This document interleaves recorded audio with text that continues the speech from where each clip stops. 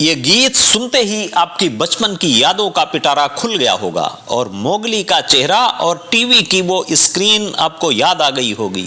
दूरदर्शन के सुनहरे दौर में बच्चों का ये pre cartoon show the jungle book हर रविवार उत्सुकता और आनंद से भर देता था। मोगली की कहानी एक ऐसे बच्चे की थी जिसे माता पिता से बिछड़ने के बाद भेड़ियों ने पाला और जंगल में पलते पलते वह उन्हीं की तरह बन गया। हालांकि ये कहानी रुडयार्ड किपलिंग नामक अंग्रेज लेखक ने लिखी थी, लेकिन शायद आप नहीं जानते होंगे कि ये चरित्र वास्तव में एक भारतीय बच्चे के जीवन से प्रेरित था। तो आखिर कौन था ये असली भारतीय मोगली?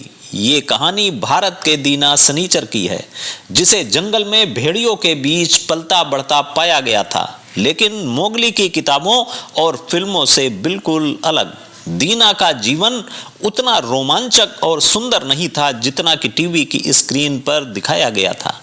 बहुत से लोगों का मानना है कि किपलिंग ने मोगली के चरित्र को गढ़ते समय दीना सनीचर की सच्ची घटनाओं से प्रेरणा ली।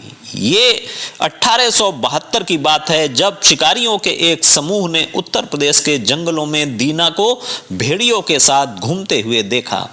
पहले तो उन्हें अपनी आंखों पर यकीन ही नहीं हुआ कि एक इंसानी बच्चा भेड़ियों के झुंड के आगे आगे जानवरों की तरह दौड़ रहा है। शिकारियों ने दीना को पकड़ने के लिए उसका पीछा किया, पर वो बच्चा और भेड़िया जंगल की एक गुफा में छिप गए।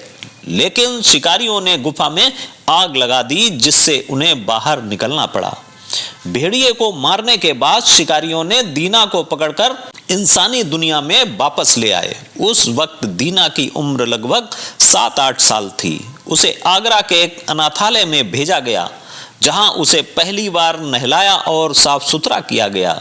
उसके आने वाले दिन यानी शनिवार को देखकर उसे दीना सनीचर का नाम दिया गया। इंसानी आदतों और सीखने में दीना को बहुत कठिनाई हुई। उसका आईक्यू लेवल भी बहुत कम आंका गया।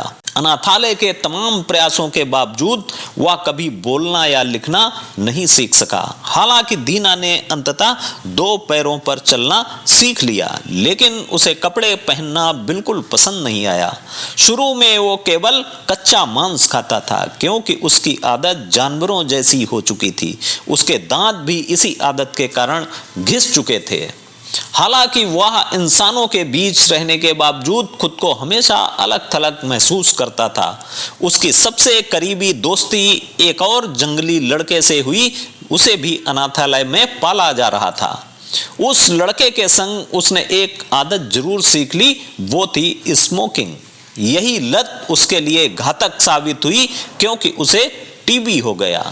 अपने जीवन के पहले 6-7 साल जंगली माहौल में बिता चुकने के बाद दीना कभी पूरी तरह से इंसान नहीं बन सका।